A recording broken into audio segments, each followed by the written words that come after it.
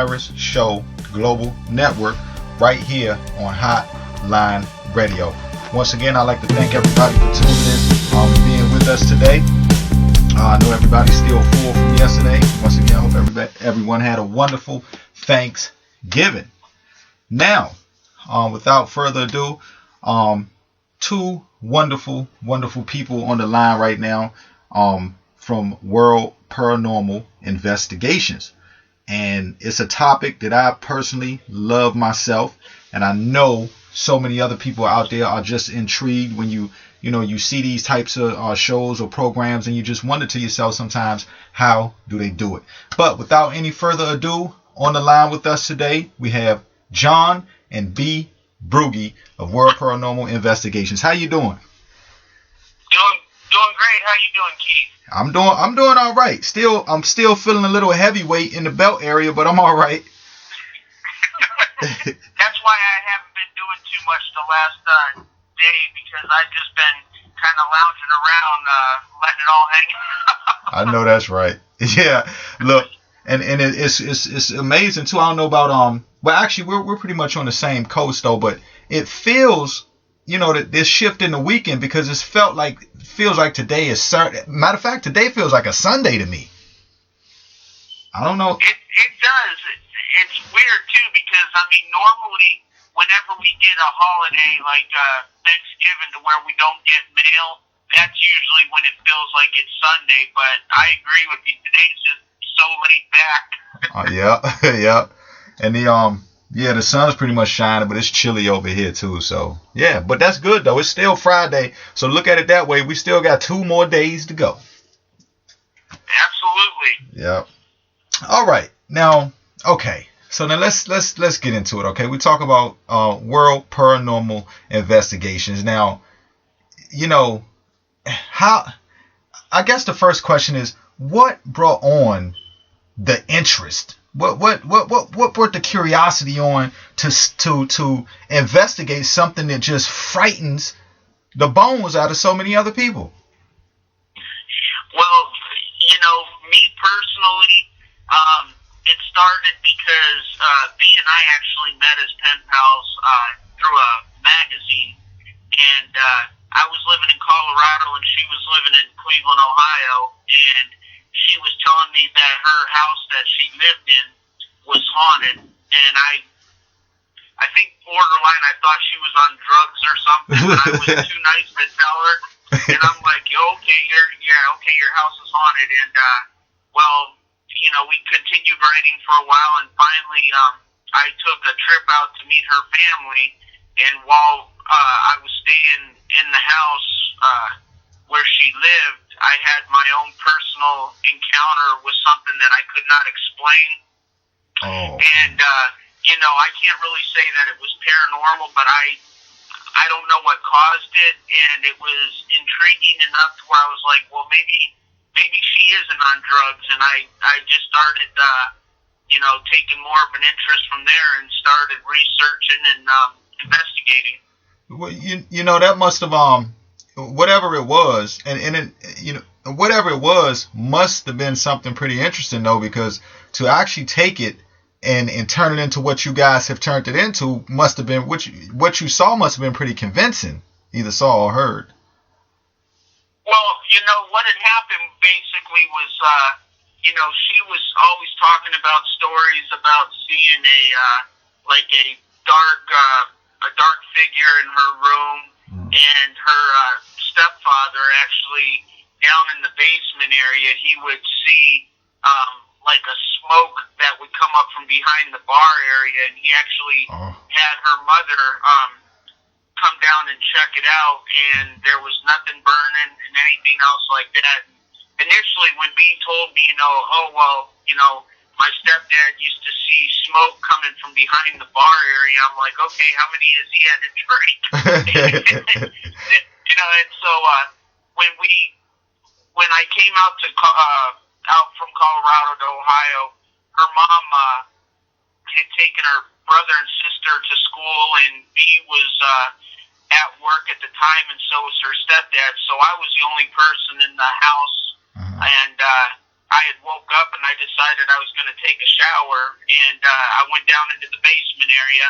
And when I went down to the basement, I closed the door, and it was one of those latching doors to when you close it, it ain't opening up unless you turn the handle. Right. And I went down and I took a shower, and once I got out of the shower, I heard footsteps above me on the upstairs floor.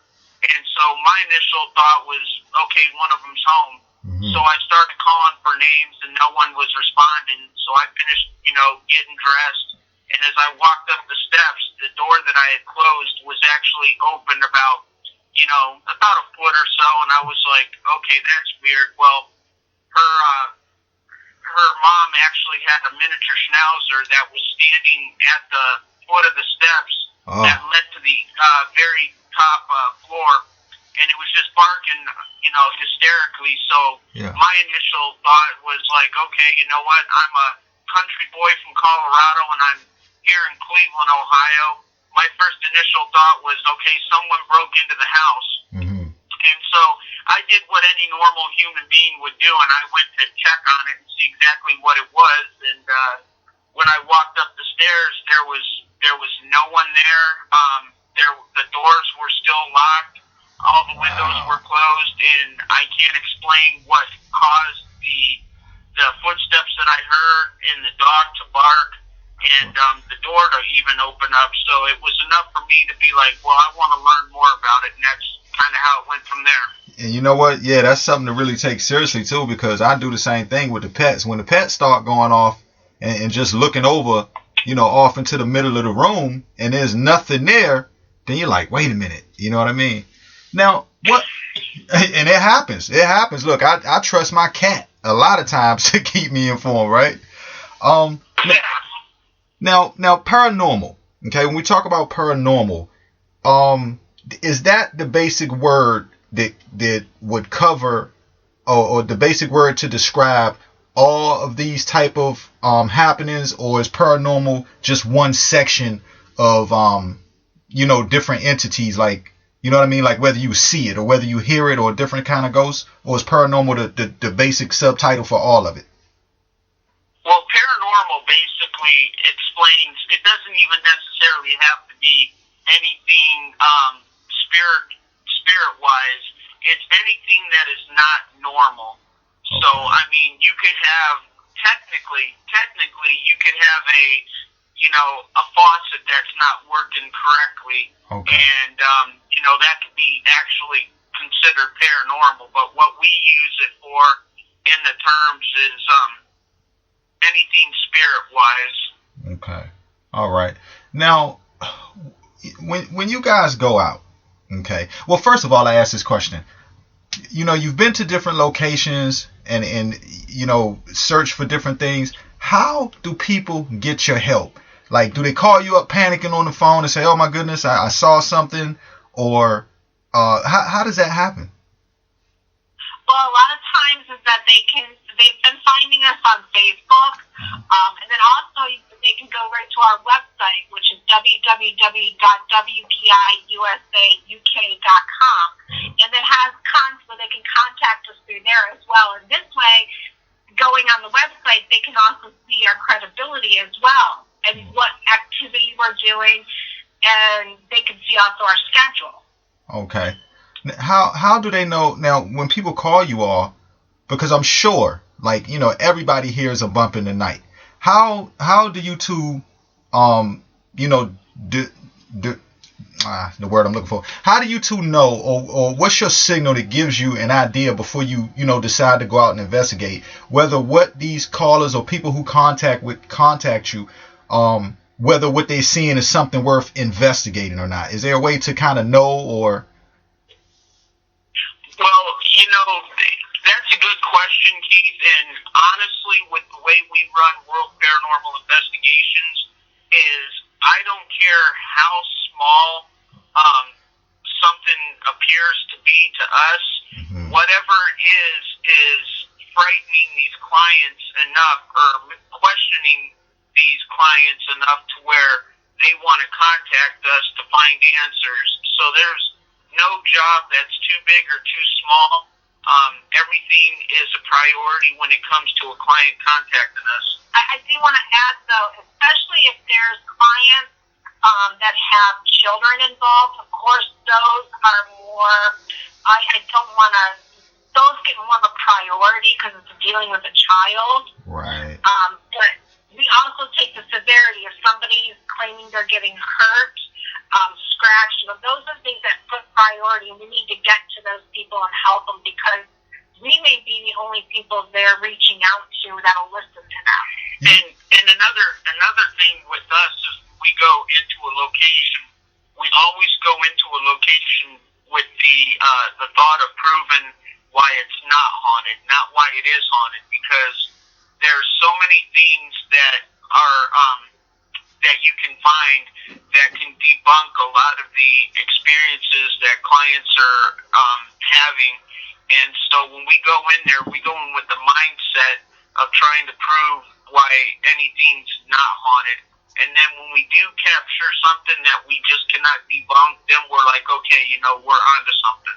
Okay, you know what? And those 2 points you guys just made are very good. The first one being that, taking everybody's, call, seriously, because you guys are dealing with a touchy subject. And just like you said, there are a lot of people out there who might not listen or might not, take people seriously when there really could be something happening, and that's nothing to play with at all. So, that being, one good point. And then the next good point you just said about, about trying to find, I guess, more logical or more, reasons as to why these things are happening, because then you can rule out things. And then once you get to something that you say yourself, okay, well, no, that doesn't make sense. So that is a really good way of looking at that. And I can see why people would definitely need to get in touch with you guys, because it's a serious issue.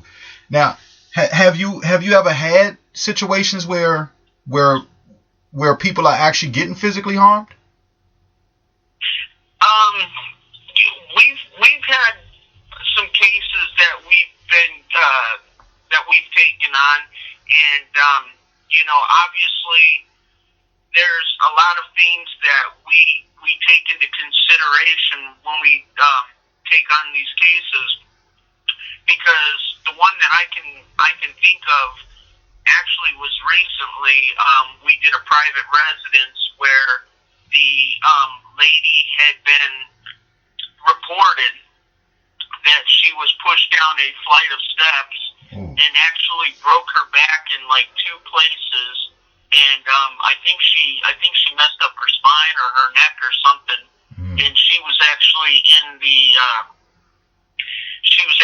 rehab, and she refused to return to the home till we went in and did a full investigation. Oh wow! And you have to understand too, just because we go into a location and we don't get nothing, doesn't mean that it's not haunted, because a lot of times when we're going into businesses or homes, these are people that live in these locations or work in these locations day in and day out, to where we're only going to come in there and, let's say, spend 8 hours a night. So if we don't capture nothing in that 8 hours, it doesn't mean that there is an activity. And even if we do actually find stuff that we can debunk and say, okay, well, this is what we think is causing this, or this is what we think is causing that. You still have those handful of clients that, they can't take that for the word, and they still want to let us know that they truly still feel that whatever they're experiencing is paranormal. So you just gotta kind of give your insight on it and what your thoughts are, and if they want to listen to you, great. If not, you can't persuade them. The main thing that anyone doing these investigations, well, with our group particularly, honesty is the number one key. Mm-hmm. We can be honest with the client, and they may not like what we have to say, but I'm not going to lie and tell them something that we just don't have the proof to tell them. So honesty is the main thing we all have to remember. Right. And you know what? You all are dealing with a very serious subject. And, to a lot of listeners out there who, because listen, a lot of these shows come on TV. That's why I just want to say this. Like, these shows come on TV and people watch them, and a lot of times people kind of get it confused with entertainment. But just to let everybody out there know and hear, which is why I'm glad that you guys are on the show today. This is really serious. These are serious issues. Because like you say, you have people who don't even want to return to their residence, and they're convinced, that they've, seen or heard or are going through things. So, that's really serious. It's kind of like a dark moment. Now, have you two ever, went to do an investigation, and it's just been something that is so scary that it almost ran you guys off? And I know this is what you do, so you probably you got to have strong hearts, obviously. But have you ever ran into anything that's just made you want to just put your stuff down and leave? Well, I'll have to tell you my story. It took me a long time to come to grips with it, and I'm just now publicly talking about it. We had done an investigation probably several years ago at a theater down in Chillicothe, and we had done this investigation, this location, a few other times. Well, we were up in a location where women back in the day were not supposed to be.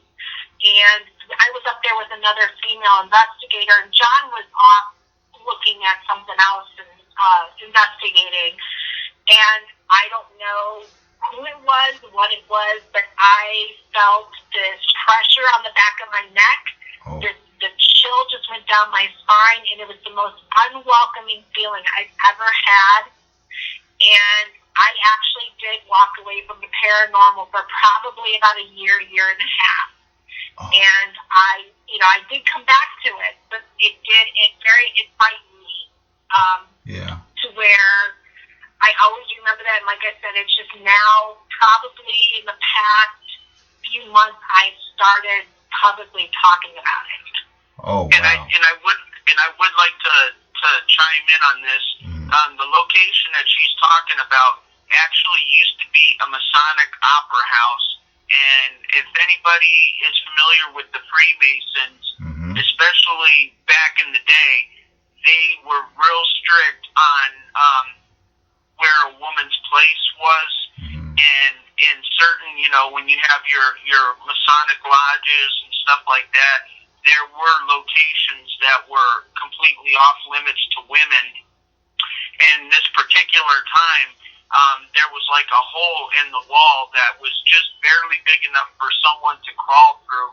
And I decided to crawl through and see what was on the other side. And when I did, I had noticed that I was now standing in a room that had no doors, had no windows, and there was a huge painting of a Freemason on the wall. And I think that it was one of the special, I guess you could say, chambers or rooms that was like a private meeting place for the Masons. And that's why the women got the feelings that they did. Oh, wow. Now, are there places, or are there certain locations that spirits are more prevalent to be? Because I know you said like you can go to businesses or houses. Are there certain places where you can kind of expect more energies to be at, like maybe a house in the woods or somewhere like that? I don't think so. And I think there's a lot of misinterpretation, and especially because of the TV shows that are on today.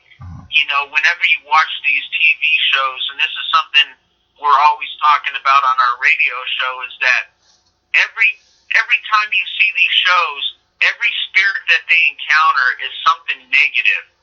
It's always something evil, something negative, and it shines such a bad light, I think, on the field. But we've been to places that you would think would have just overrun with activity, like abandoned prisons, abandoned mental institutions. But I actually heard that one of the most best locations, I guess, for activity is actually schools. Oh. And that's because when you think about it, if a child passes away, a lot of times they want to be where they feel most comfortable and most, I guess, trusting at, and that would be a school. So I've heard that that's usually where you can get your most activity, and as of right now, we haven't investigated an abandoned school yet. So Not yet. we've done almost 200, actually over 200 investigations, all the way as far as England investigating, but we still have yet to do a schoolhouse. You know, yeah, and that was my I was gonna get into that too, because you guys also, as you say, are in UK with World Paranormal Investigations as well, right? Correct. Okay, and so is that like a branch off of the team itself that's also out there? Do you guys travel out there as well, or? It's actually kind of like our sister team. Because the founders, there's 4 founders. Uh-huh. John and I handle things over here in the U.S., and Lisa and John handle things over in the U.K. But no, we don't. We went over there one time to visit. It was actually my second time over to England. Uh-huh. But we would love to get over there and do more investigating. Yeah. Do you think it does there work out to be more findings in either or place? Well, I think what really sets off the United Kingdom is that a lot of the structures back there are so old that there's been a lot more years to have things that occurred there, especially when you figure we investigated the Dudley Castle that was built back in I think it was 1021. Mm-hmm. And you figure you got 1,400 years or so, and that was King Henry VIII, I think, actually used to visit there prior to being king. Wow. And so when we were over there, we investigated that. We investigated Lichfield Cathedral. And one of the other places that we really focused on was a place called the Green Dragon Tavern, and it was built back in 1621. And the tavern itself used to be Walsall's old police department, and down in the basement where they had the kegs and stuff like that stored at actually is where they used to have the prisoners, and then in the parking lot in the back is actually where they used to hang the prisoners. So wow. A lot of history. Wow, yeah. I can imagine, like you say, because the history over there is so old, and the buildings and all the things that actually used to go on over there. Now, let me ask you, okay, and I have to ask you this. With what you guys do, is there ever a time where you stopped and you thought to yourself, or worried about at any point in time bringing any of this home with you?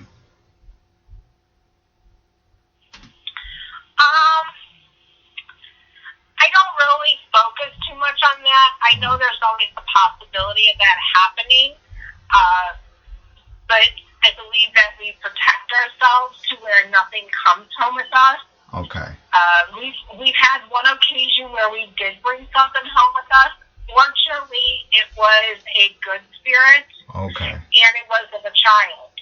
Okay.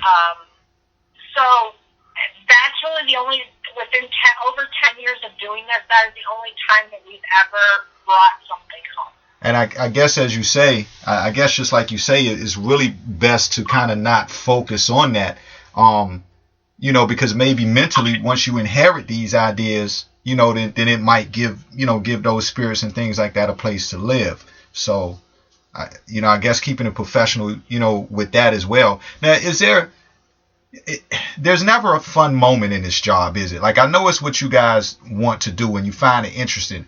This is one of those professions where it's never really fun, is it?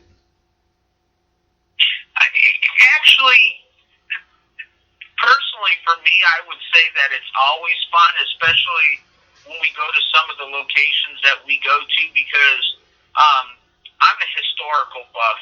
You know, and when we go to places, if we don't get anything, just the fact that we're at a certain location that we'll take Gettysburg for instance.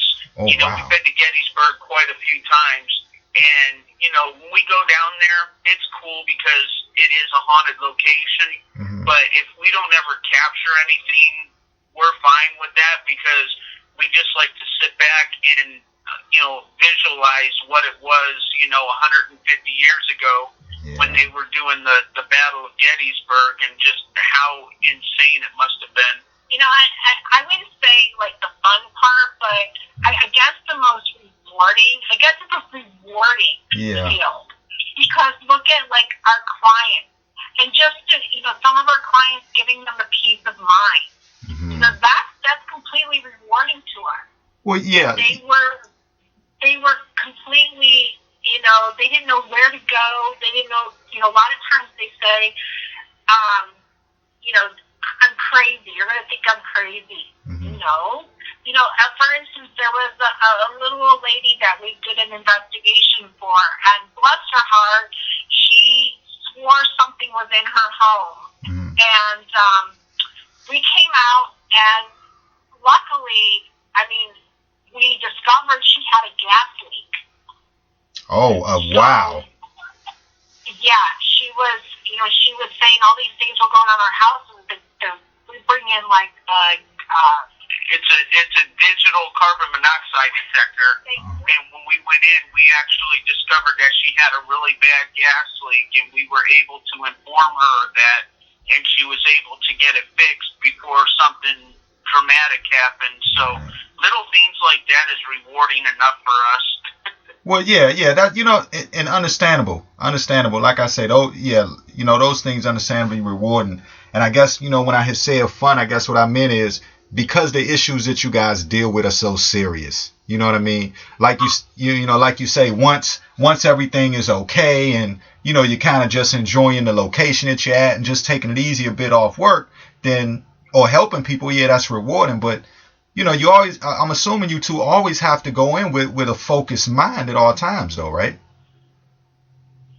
Yes, you have to stay focused. You have to have a strong mind, because if there's any point of weakness to you, if whatever is there senses that, it will take advantage. That's why they say if you're sick, you're not to do investigations. If you're going through depression, you're not to do investigations. If any time anything's like got a weakness to you, it's not advisable to go in. You have to be mindset and mind strong, and you have to have yourself grounded. Right, and it is excuse me, it is known. I'm asking, you know, I believe you guys said this before, but it can happen where there could possibly be spirits in a house, and it's just that when you guys go, you aren't able to pick it up sometimes. Like they might hide, or you know, the spirit can tell your presence is there, so they won't show themselves. Right. Yeah, because you know, you stop and think about it. If you, I'm trying to think of the best way to describe this, but you know, if you was at your house and all of a sudden a group of strange people was to just show up and start holding a conversation with you and asking you questions like, you know, how old are you? You know, how did you become, you know, part of this area or whatever? You're going to look at us like, okay, who the are you, and why are you asking me these questions? Right. People need to remember these are human beings. They might not be here in body, but they're here in spirit. So when you talk to them, you have to treat them like you're talking to you know, your neighbor next door, or you know, someone. Oh, okay. And you know, you know, again, I'm glad that you guys are sharing this information, because a lot of times people get it confused. Like you say, they watch the movies and all that stuff, and you know, they just see people inside yelling and, you know, show yourselves and all this, you know, different things like that. But you know, that's interesting, because like you say, they might not be physically here with us, but they still carry human minds, and so that makes a difference to them. Now, Oh, go on. go ahead. Go ahead. I was just going to touch on that a little bit about people demanding and provoking.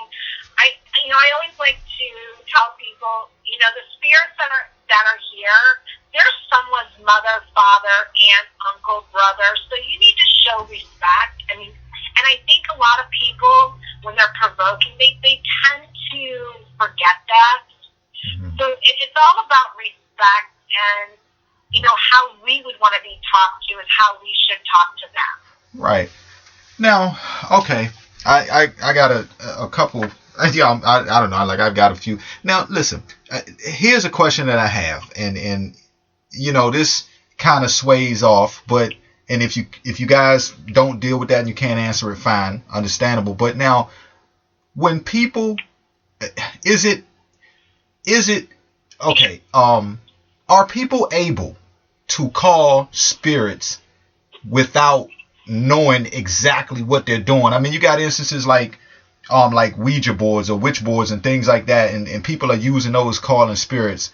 Is it possible for the normal person? I know people who know what they're doing can do it, but is it possible for just a normal person, maybe the normal kid that's playing with their friends, and they just get their hands on something like that, or different pieces? Can they accidentally call spirits and the spirits actually show up? Absolutely. The Ouija board is someone. I don't have a problem with the Ouija board as a whole. What I have a problem with is people using it and not knowing how to use it. Okay. And it takes a strong, certain-minded person to be able to do that. And because a lot of it is the Ouija board is used as a portal, and these kids are all, and it's really, I've stressed this to my kids, and I can't stress it to parents enough. Please talk to your children, about seances, Ouija boards. They need to stay away until they know exactly. It can be used as a portal, and they can open up something that they do not know how to close. Well, even with the Ouija board, we don't condone it, and we don't recommend anybody to use one, for the simple fact that when you use a Ouija board, there is no true way of protecting yourself and preventing anything negative from happening.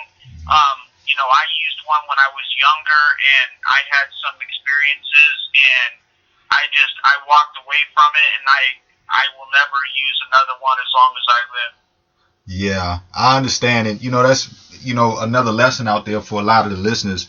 And what you guys are saying makes total sense, because the same thing for me, John. When I was younger, I have used I've used that board before, and I can't explain the things. I can explain them, but I can't put what would make sense to somebody else for the things that I actually saw happen. So I agree. There really are ways that people can pull things in that, like you say, they just don't know what they're asking for at the end of the day.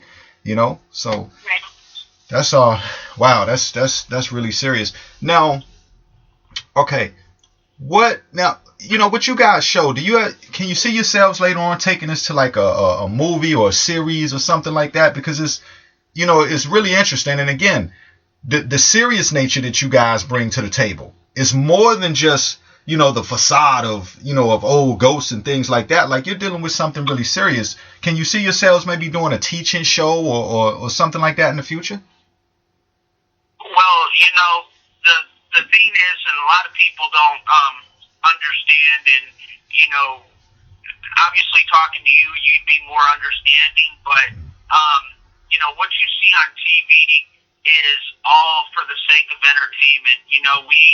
We actually were contacted by different shows like The Haunted Collector, My Ghost Story, and a couple others, and they wanted us to be on the show. And once we told them that we refused to fabricate stories and falsify evidence for the sake of entertainment, well, they lost interest real quick in us, because that's where they get the viewers. And so we would love to do something that would be able to take people on these investigations with us, but, you know, have it done either through a web series or something like that to where, you know, we don't have to worry about not getting enough, you know, followers to where, you know, they're going to end up kicking us off the network or whatever, because when we do what we do, we want to inform and we want to educate people about what we're doing. And unfortunately, you got these TV shows out there, and they're out there just to make it as entertaining as possible, and that's just not what it's about. So, you know, we're always open for you know, opportunities to arise, but we're very, very firm about we will not sell ourselves out for the sake of entertainment. Right. Yeah, no, that makes perfect sense. And, you know, I tell you, you know, the thing about those companies, like you say, that, you know, just want, you know, the lies or the facade for the sake of entertainment, you know, I don't think people realize, some of those people realize just how interested people would be in the more real side of things. Like what you guys talk about, for instance. Like, I'm sure there would be a lot of people who would love to hear about that, but like you say, you know, for them it's a money thing, so I think they kind of worry about risk and things of that nature. Now, you guys also, you don't charge people when you go help them either, right? No, absolutely not. Wow. Look, man, I tell you, that's doing it. Look, now that, you know what, first of all, I commend you both for that, because now that's really genuine. When you think about the time and the effort that you put into this, not only does it show that you do it because you love it, but you're really helping people seriously and not charging them a dime. And, you know, I guess there's really nothing to say about that, but, you know, what types of equipment do you use? Well, you know, to touch on that, you know, Keith, you know, the reason why we don't charge is, number one, this is a learning experience. This is something that every time we go out in the field, we learn more and more about what we're doing. And anybody that charges is not doing it for the right reason. And there's not anything that makes you a quote-unquote professional investigator.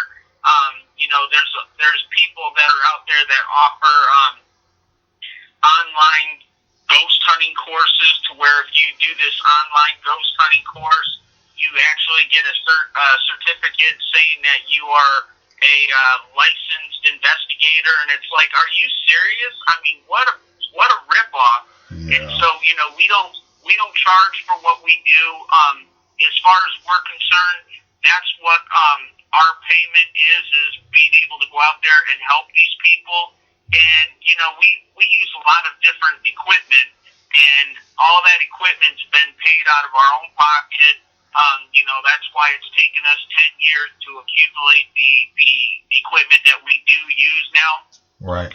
But we have everything from EMF detectors that, you know, monitors electromagnetic fields in the air, which, you know, is basically, they say that if you get readings on that it could be a spirit trying to manifest.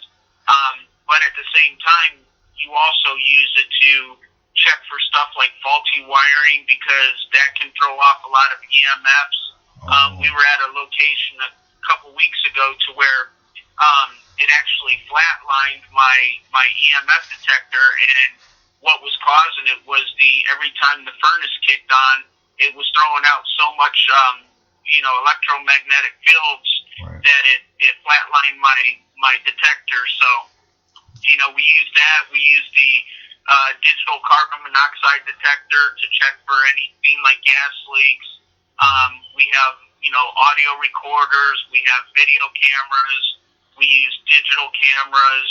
We use trap cams. Yeah, we use trap cams and infrared cameras. Yeah. Oh, wow. And, you know, that's another thing, too, is that's really important for people to understand. Like, with you both not charging people to do this, you know, people have to understand. You know, you have nothing you don't gain anything by not telling them the truth. And I think that's really important, because it's not like with some people that might go into a house and say, okay, well, yeah, you got spirits all over here. Now this is what I charge for telling you that.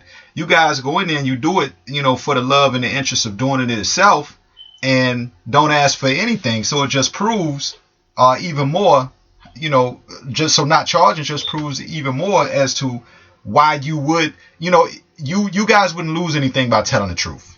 You see what I'm trying to say?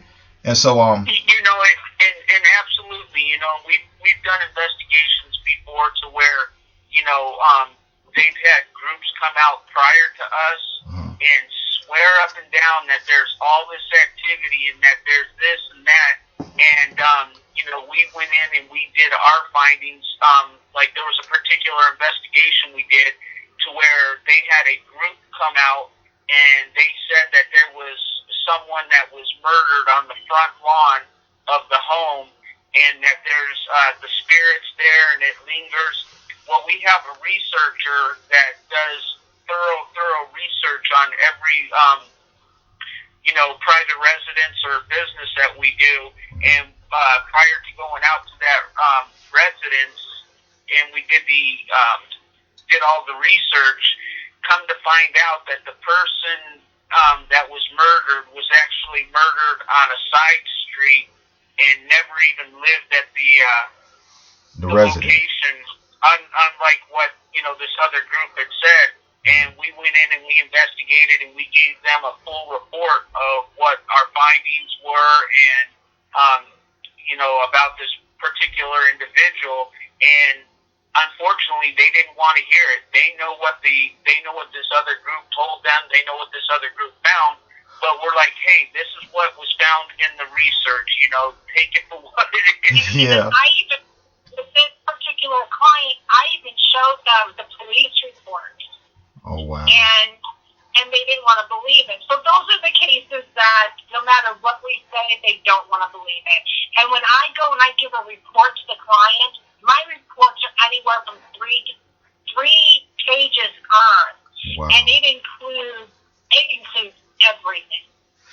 And I guess, I guess this probably happens to you all sometimes, where some people just get intrigued with the thought of thinking that there might be a spirit. So it's like, once they find out that it's not, then have you seen cases where they were upset because they just kind of wish that it was, like it's a mental thing? Or I think that a lot of times when we have those cases, they are still convinced that there is something, okay. And no matter what we say, we can tell them, well, we think that this is what's causing this sensation. Mm-hmm. Oh no, I know what it was.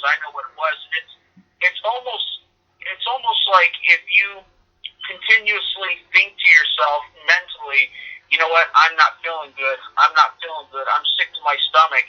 If you keep telling yourself that, after a while, you can actually control yourself to where you can make yourself physically sick by continuously thinking, oh, I'm not feeling good. And it's kind of the same scenario. If you keep telling yourself you have something, oh, I know that I've got activity. After a period of time, you start, I guess, kind of believing it, or mentally, things are happening to where you're convincing yourself that you've got activity.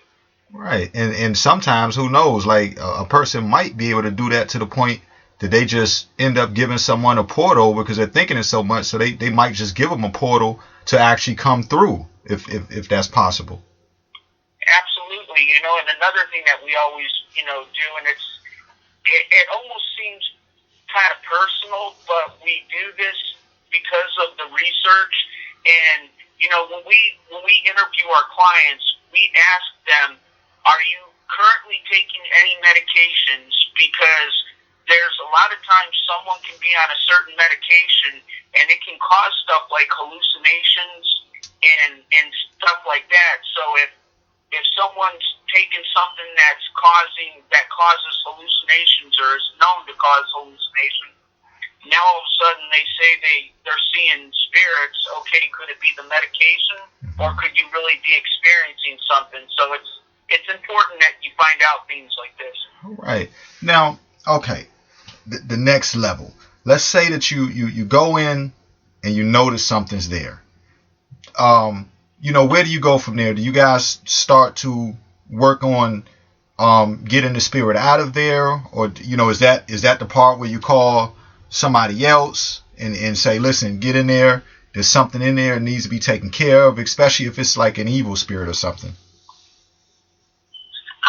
Well, for instance, we're actually going to be dealing with a case tomorrow, to where we know something's there. Oh. This is the second time we're going in. The client's moving. We always tell people we can go in, but we cannot physically make anything leave. Mm-hmm. If it's something to where it's a really, really bad spirit, it needs more intervention. We do reach out to people that deal with that particularly. Okay. We won't take that on because that's just not something we're experienced with to that point. Right. We will also, if it's something, we also talk to the client to where they seek their own clergy. Because everyone's a different religious preference, so that we don't want to be pushing someone in a certain direction if they don't believe in that particular religion, but they want to go another way. So we offer staging of people's homes and doing a cleansing, and that's just pushing the negative energy out. It's not technically getting rid of anything that could be there, but that's just another thing that we do offer. Because Keith, it goes back to this. Let's say you have someone that passed on. I mean, for instance, let's say I passed on because I'm not trying to bad mojo anybody, but let's say I was to pass away and my spirit was here in my home. Now all of a sudden you come into my home to investigate and you start telling me to leave. Are you going to be able to do it? You know what? That's a good point, John. This is my house. This is my house. Who are these strangers coming in here telling me I got to leave? I ain't got to leave. This is my home. And that's what we try to tell the clients. There's a lot of people out there that quote unquote offer their services to where they can make them go to the light, and that it just doesn't work like that. A spirit. A lot of times don't even realize that they've passed on, and they're actually just living their life like they normally would on an everyday basis. And until we figure out what they want or what they need, there's a reason why they're stuck here. Oh, and okay. So, it could be that they don't realize they're dead. It could be that they're trying to protect a loved one. There's so many different things. Right. Now, and then there was... Go ahead. We had a case in Northfield, Ohio, at a private residence, and there was the family that was living there was they had a daughter that was petrified to sleep in her room at night. She kept saying that there was someone in her room, and she would always go and crawl into bed with her mom and dad. Well, come to find out, the person that was actually occupying, I guess you can say, the home at the time, she had passed away, and her husband had passed away like a month later. Well, her husband was able to, I guess you can say, go to the light, move on, and her spirit was actually stuck there at the home, looking for her husband. She kept, watching for her husband, looking for her husband, and I was actually, because I'm a spiritual medium, I was able to go in there, and I was able to communicate with this particular spirit, and I let her know that she would not find her husband would find her, and once I explained that, and I actually had to go to the cemetery and find the stone, and they had, all the activity had stopped in the home. Oh, wow.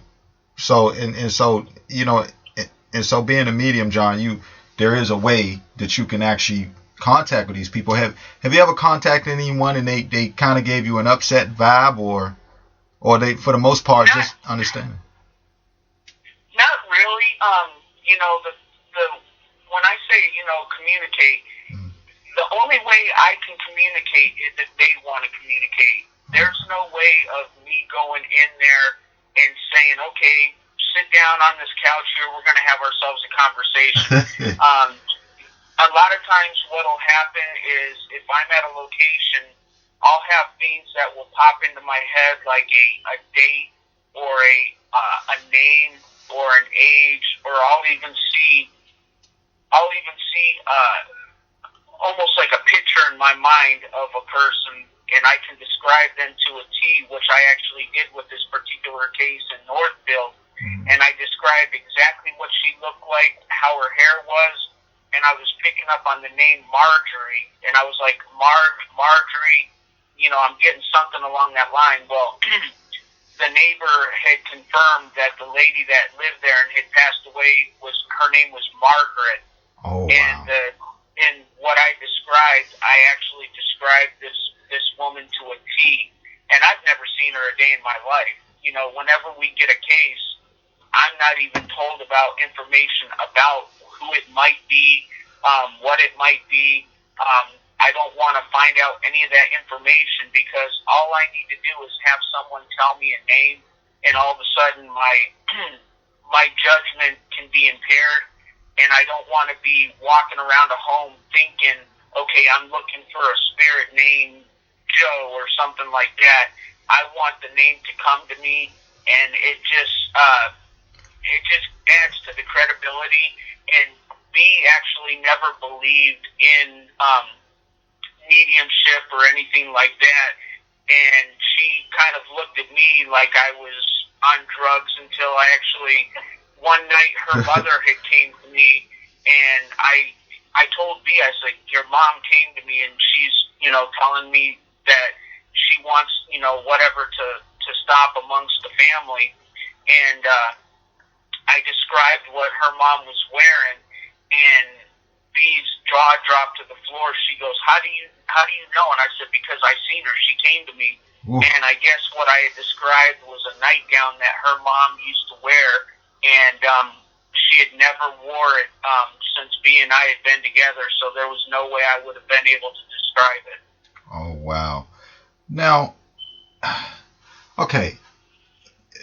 Now let's say a person is pretty level-headed, thinking they're not on hallucinogenics or anything like that. Is there any way, are there cases where people can pretty much know? Like, are there any signs, I guess is what I'm trying to say. Are there any signs that a person can look for to kind of be able to tell, other than the typical, hey, something flew across the room or whatever the case is? Are there signs of spirits?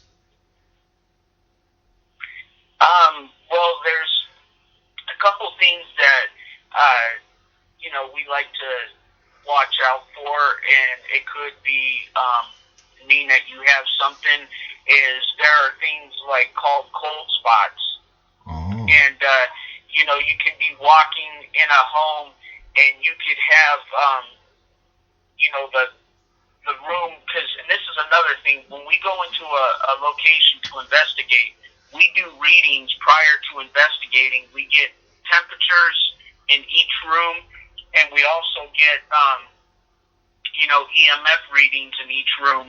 And so when we're investigating, and if we're in a room that, is normally around, 74 degrees, and all of a sudden we get to a spot and that temperature drops down to, 65 degrees, and then it jumps back up, a lot of times that could mean that there's a spirit present, but you also have to look, okay, is there a draft coming through somewhere? Is there anything that could be causing this? And that's kind of where your investigation mode kicks in, to where you look and try to figure out what caused that drop in temperature.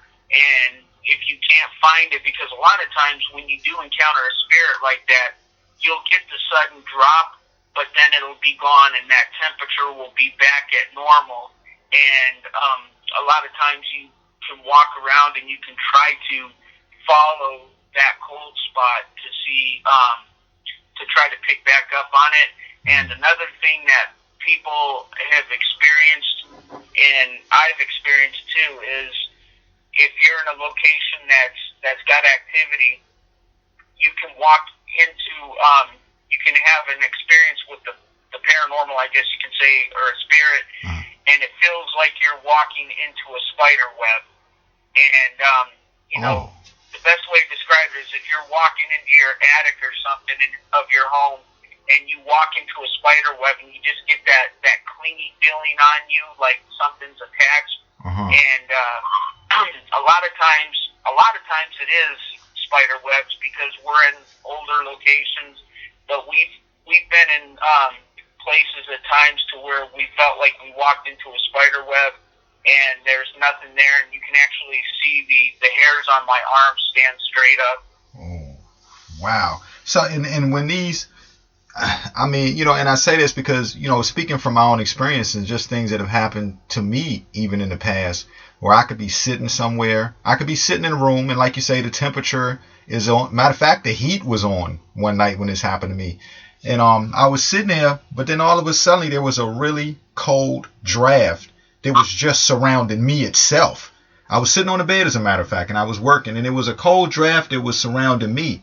And I didn't pay it no attention at first, but then all of a sudden it dawned on me. I'm like, why is it so cold right here where I'm at? Like, I could tell it was just cold. It was like a cold bubble around me. And I was like, why is it so cold right here? So I intentionally got up just to walk out the room and get away where I could actually see if there was a different temperature, or if it was just me, maybe the whole house or the heat had went off. And, you know, so I've experienced that myself. And so it takes me to my next question. Would a person in that predicament just maybe wait for other signs, possibly? Could a spirit be, you know, could you be in a house where no spirit really lives, but sometimes a spirit might pass through? Is that possible? Absolutely. That's what I like to call our travelers. Okay. They just pop in and then they move along. Oh, and let me tell you something. Look, I'm giving myself chills right now talking about this, but there's, you know, and this used to wonder to me because I got a pretty big backyard, but there's a huge graveyard also, like not very far from my home, you know, and so sometimes I wonder, you know, am I in a position where maybe, you know, spirit, because I don't think my house is haunted or anything, but I wondered that sometime, you know, every now and then when something happens, could it be something that's just passing through, going to or from the grave, or, you know, that's why I asked, is that possible like that? Well, you know, you gotta remember something, Keith. Let's say you have a house that was built in, we'll say, the 1950s. Mm-hmm. What was on that property 200 years ago? Mm-hmm. 150 years ago, even 100 years ago. Right. You know, you stop and think about it. Just because, and a lot of times we have people that say, well, it's impossible. This house was built in 1985, and we're the only people that's ever lived in here. Nothing's happened in this house, so it can't be. The house can't be haunted. Well, no, the house might not be haunted, but the land itself that it sits on might have activity. Mm-hmm. Absolutely. Yeah. So that was that was something that definitely had me concerned, that I was thinking about. So I had to bring that up. I've had a few instances which I'll probably contact you guys myself sometime, and, you know, because I've never really known anyone who deals with these particular subjects, and so it's really interesting. Now, let everybody out there and all the listeners out there know where they can find you guys on the social websites, where they can listen to your radio show, because you all have a radio show too, right? Yes, sir. Mm-hmm. Well, you can find us on our website, which is www.wpiusauk.com. You can find us on Facebook at World Paranormal Investigations, and you can also find us on Twitter at WPIUSAUK. And you can also email us if you have a question at WPIUSA2004 at sbcglobal.net. And, we're constantly looking at opening more chapters in the United States and around the world, because we want to make sure that we get more groups out there, involved with WPI, that when someone calls with a concern or a problem, that we've got more area that we can cover and make sure we attend to these clients. And I'm actually working on a book that should be out middle of 2015, and it's going to be a book about the first 10 years of our investigating with WPI. And like I said, I just started that. I finished up the first chapter yesterday, as a matter of fact. And also every Sunday night on Blog Talk Radio, you can catch us from 9 p.m. to 10:30 p.m. Eastern Standard Time with our show, The Eerie Hours with WPI. And we're also on Facebook with that as well. Yes. Right. And B, you wrote a book in the past too, right? Yes, I have. Actually, it was published this past summer. Oh, okay. And what a little bit about what your book was about? My book is actually it's called Killing from Inside, and it's actually about a serial killer. He's dealing with some pretty significant demons, and he has a lot of hate. And so he kind of goes on he does on a killing spree, and so he doesn't want to deal with any human feelings. But I am in the process of writing the sequel, and he is going to be forced to deal with these human feelings, and a little bit of paranormal is going to be thrown in there too. Oh, okay. Look, that's great. So, everybody out there listening, you heard it. Make sure you go pick up the books. And listen, two things. If you have these things going on and you're not sure about what may be happening, call John and Bea. And, just kind of let them consult you and kind of give you an idea of what you're looking for, and maybe have them come out and check it out. Because once again, it's a big deal, and especially a big deal that they actually just do it out of the love of their heart, because you're not going to find many people who do that. First of all, a lot of people are going to tell you that you are loony, but at the same time, it's good to have people that genuinely care about it and do it for the interest of it all. I would love for you guys sometimes to come to North Carolina while I'm here, because I'm sitting around a whole lot of old land. I mean, this land, North Carolina is really historic, and a lot of battles and things like that happen, and so it'd be interesting. Well, we would love to sometime, Keith. And another thing that I want to throw out to people is always keep up on our website, because we make a lot of appearances at different conventions, and we do meet and greets.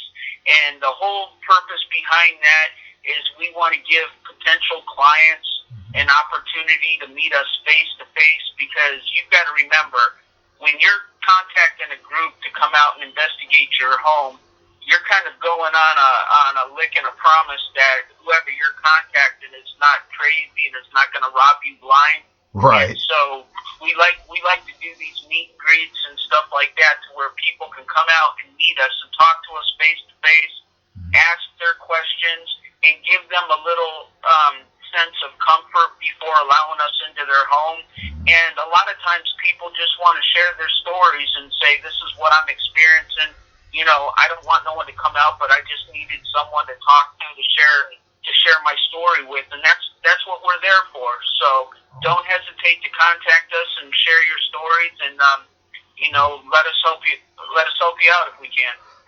Okay, look, that sounds great. Also, so everybody, like they said, make sure you check out the websites and Facebook. Twitter, all the social networks. Also, John and B, your events that you have coming up, and your meet and greets when you travel, feel free to post them, on my social medias too, and I'll network them as well to keep people informed of where they can catch you guys at, because this is a big deal. Like I say, it's really a serious issue. It's not.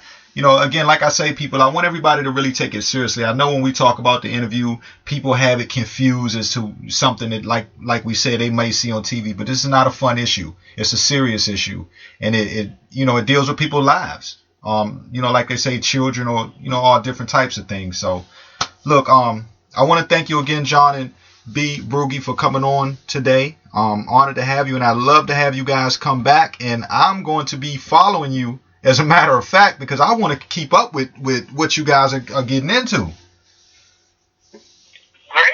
Thank you so much. Thank you for having us on. It's definitely been an honor and a pleasure.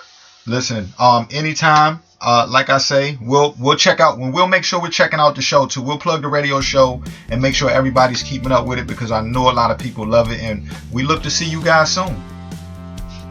Sounds great. Thank you again. All right, thank you. Bye, John and Bea Brugge of World Paranormal Investigations. Bye-bye. That was interesting. I caught chills a few times. As I say, these are serious issues. These are, not to be taken lightly.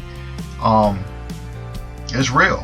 It's as real as when you thought you saw something for real. This is real as when you think you heard something. So don't take it as a game. All right. Make sure you check out the website, WPI World Paranormal Investigations, with John and Bea Brugge.